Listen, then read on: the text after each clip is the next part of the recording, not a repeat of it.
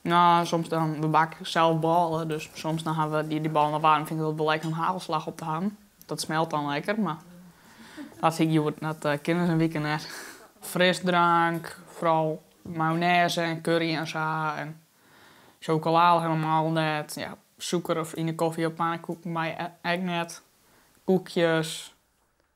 Ik vind hem wel een stuk fleuriger.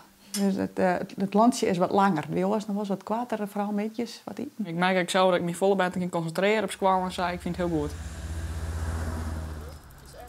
We zijn met al onze tweede klassen zijn wij een project aangegaan om 10 dagen lang geen suiker te eten.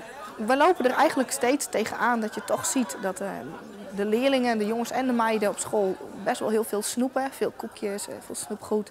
Dan denk je, hé jongens, we weten allemaal dat het niet heel gezond voor ons is. Hoe kunnen we dat nou wat bewuster maken?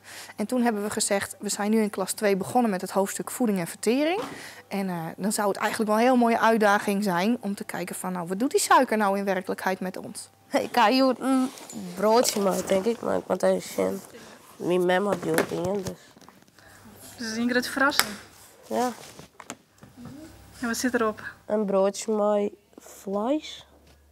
Geen suiker dus? Nee, maar mijn mama denkt er goed aan. De leerlingen krijgen hier een cijfer voor.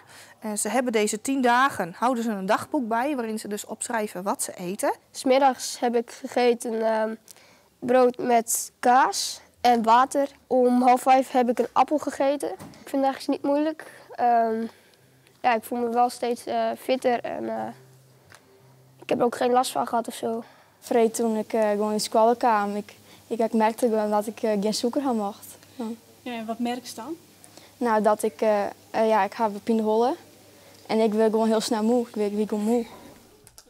Aanstaande vrijdag, dat is onze laatste dag. En dan willen we het afsluiten met een mooi practicum. En dan gaan we dus 1 liter cola indampen. En je houdt een hele stroperige massa over. Vooral die hoeveelheid suiker, die willen we graag laten zien.